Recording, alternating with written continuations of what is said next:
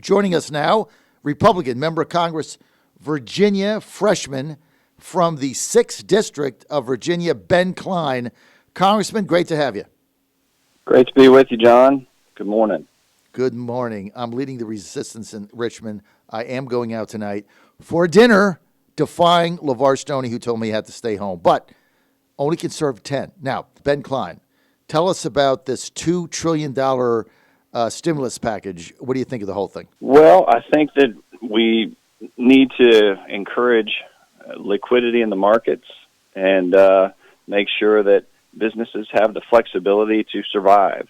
I have more confidence in small businesses than I do in the federal government to solve problems of the markets. And I do think that this administration is listening to the markets and listening to business and trying to focus solutions on what they truly need rather than just on feel-good solutions coming from the other side. We had a package that the House passed. I know you voted for it, and that's a done deal. And now we're going to get another one. I think that was, $800 or $900 billion. Now we get another one for $1.4 trillion to bring the whole thing to about $2.2 trillion. Cash payments to everybody in 2 phases for $1,000 apiece, total of $2,000 an adult. Are you in favor of that? Why or why not, Congressman? Well, I'm still evaluating different proposals that are out there. There are a bunch of different direct cash payment proposals to help people directly. I do tend to agree with those who think this is going to be a little bit longer than just 14 days. Right. And so making sure that people stay liquid, essentially, have the money they need to pay the rent, to pay for groceries, to make sure that they can get by is important. We want to make sure that they can keep working if possible, but a lot of small businesses are going to be going out of business, and the unemployment rates are going to increase, so we do need to make sure that the unemployment system is functioning and doesn't get overloaded. So the state is working with the federal government to make sure that doesn't happen. Then going on to what you do for business, that's a whole other issue. I'm much more interested in making sure that small businesses can stay open and thrive, because they're more than half of our economy.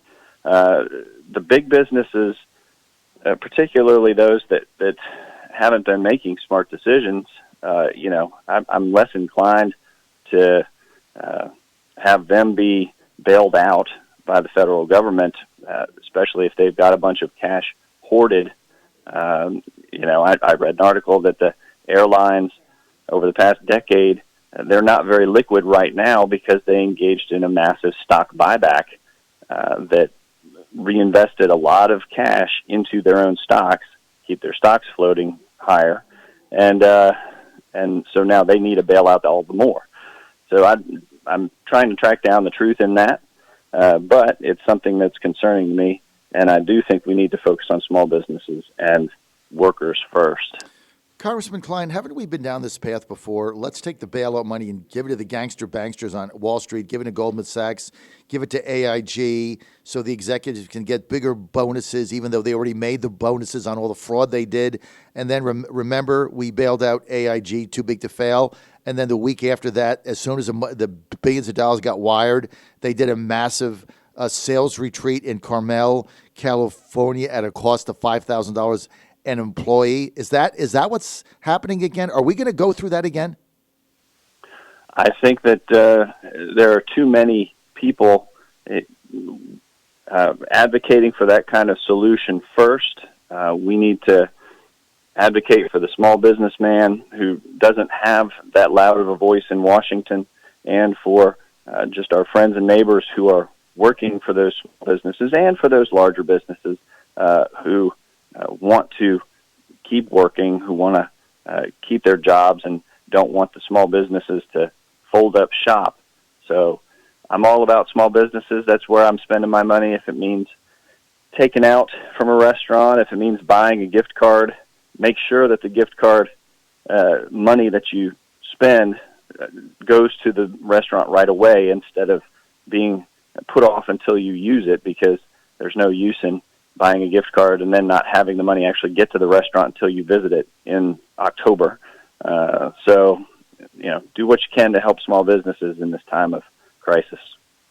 Well, don't forget to advertise on small radio companies like the John Fredericks Radio Network. Help us too, so I can continue to pay my employees. But look, Congressman, I agree with you 100%. I mean, we have to support small businesses. The backbone. I mean, they're the ones that are getting hurt. The fact that yesterday I was on a conference call with Mark Warner, I think 2 days ago. Actually, it was a pretty good call. He had it with a journalist. And right while I was on the call with him, I'm getting the AP wire comes in, and I was in D.C. that day. Lobbyists swarming the Senate. Casino lobbyists, airline lobbyists. They all got on, $15,000 Italian suits on and $30,000 watches. Trying to get bailout for Sheldon Adelman in Las Vegas. The thing is, okay, we've been down this path. And there's too many people like me who remember what happened, that went through it, that it destroyed their world. And to see these people get bailed out again, and now they're up there with their hand out. I mean, the airline industry, you got to give me a break. They made hundreds and hundreds and hundreds of millions of dollars. Like you said, they buy back their stock. They jam you into tiny little seats without any foot room. You can't get a bag of peanuts, right? You have to pay for every extra bag. They've gouged everybody. And now they got their hand out again for the taxpayer to bail them out. You got to be kidding me. Right. They've got to get in line behind the small business owners and small business employees first. The markets are not going to calm until we have a handle on this virus. That's why the very first piece of legislation we put through that I voted for was the $8.3 billion, which was twice as big plus from what the administration asked for initially. But everybody agreed we've got to get the tests out there and manufactured. We've got to work on a vaccine. So putting that money to work was critical. The next bill, which I actually did not support because we didn't read it we didn't get to read it until 15 minutes before the vote. And so Nancy Pelosi was up to her old tricks there with you got to vote for it before you can find out what's in it. But this next bill is one that can be very productive if we target it toward the major employers in our economy, which are our small businesses. Yeah, and I mean, I had the Job Creators Network on earlier, and they basically outlined a 3-point plan. They wanted the ability of small business to get funding in the term of very low or no interest loans for a period of time without the paperwork, so back collateralized by the federal government. So a small business needs $10,000 at very low interest in order to tide them over to get through this. They could do that. Second thing they wanted was federally funded unemployment benefits, kind of a portal you can go in if you can prove you've been laid off by, the Marriott, I think just furloughed 25,000 people, waitresses, waiters, things of that nature. You can access that immediately. And then they called for a payroll tax cut both to employers and employees for under 100 people. So if you have a company under 100 people, you get a pretty significant payroll tax cut. I mean, these are things that are real, that make sense for small businesses. And but let me ask you this, Congressman. Nobody thinks this is going to be over in March, right? Everybody sees it going out at the end of April at probably the minimum now. Your gut, where do you see this ending? Well, I think that we're seeing promising signs from China, and in terms of the numbers of cases topping out. And I don't believe everything China tells us, but I think there's probably some grain of truth in that it's at least slowing. But they are ahead of where we are now, and in fact, they suppressed a lot of the information that was happening back in December and January about the growth of this virus in China, and it has ramifications around the world. It's made it worse for everybody around the world. Now we have Russia. I just read an article about Russia trying to put out false information online again. Russia is a sower of uncertainty and chaos, and so they're trying that again. People just need to either visit your website, my website, CDC's website, the state health department website to get the facts, to get the information they need. Don't chase down rumors on Facebook or Twitter or other social media sites that aren't trustworthy. Some of the articles aren't as trustworthy as those coming from folks like you and me. You're on the John Fredericks Radio Network, Trucking the Truth Across Virginia. We're with Republican Congressman Ben Cline. He represents the 6th District in Virginia that is through the Lynchburg area to Roanoke. Congressman Cline, the president calling this virus, coronavirus, the Chinese virus, got challenged yesterday by a reporter at the briefing saying that that was xenophobic and that was racist. And his answer was, well, it started in China, so I'm going to continue to call it the Chinese virus.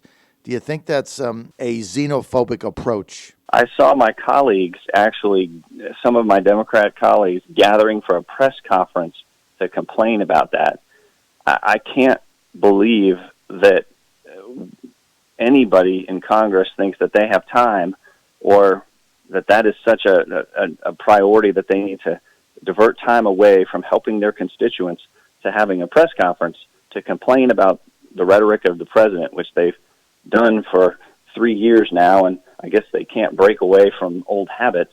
But it just is mind-boggling to me that with all the things we've got to work on, and Mike Bloomberg of all people had an article in online in the AP this morning that I think actually has merit. He says, Congress needs to get back to work and show the people that it's working.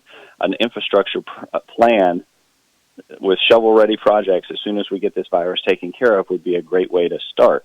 I tend to agree. I think Congress can work on things like that would actually put this economy back to work instead of handing out checks, which may be necessary for individuals, but I doubt is as necessary for big multinational corporations. If you pass this $2.2 trillion package, forget about the debt. We can talk about that at some other time. We can't really talk about that now when we're in this crisis. If we pass this and we get this virus under control by, say, May, the end of May, things start to get back to normal, June 1st, June 15th, we go into the summer. Does this stimulus give, in your mind, is it enough to tide those in need over for this period of time? And then second part of the question is a two-part question. Is it enough? And B, if we can get over this thing in mid-June, can the economy over the summer and fall come exploding back, roaring back? What do you think? Yes, absolutely. I think that this economy has a false pressure on it that once released, will return to the strengths that we were seeing over the past several years. You've got unemployment at record lows. You've got business growth at record highs. So once the boot is taken off the neck of the economy, that is this virus, I think the economy will come roaring back. Plus, as I was hearing in an interview before, you're going to have a pent up demand for services, whether it's vacations or eating out or just any number of things. You're going to have a lot of people who have been self-quarantined or in their homes or taking precautions, keeping social distancing for several months, who are ready to socially engage in social proximity. And I think that'll be good for the economy as well. Congressman Ben Cline with us. Final question. Let's shift gears a little bit. Re-upping, FISA court surveillance, son, I guess that's now grandson of Patriot Act. A lot of abuses in the FISA court. A lot of people like me. I was against Patriot Act 1, Patriot Act 2, son of Patriot Act. We've seen what the federal government, the power that these surveillance has given them. We've seen the spying. We've seen the lying to the FISA judges. no question about it. They were given false information. Are you in favor of re-upping it? No, I actually think that this is a great opportunity to address the serious problems, the 19 problems that were raised by the FISA report in the DOJ. That we have a great opportunity, and we've so far failed to embrace it. The bill that came before the House, I voted against it. It didn't do enough, and I think that the president needs to stand firm, and he's getting conflicting signals from his attorney general, who wants to renew it, and those of us who feel like this should never happen to another president ever again, and that includes the president himself, who wants to make the changes. So that's why he is stepping up and standing firm and saying, I'm not going to sign anything that's not going to fix the problem.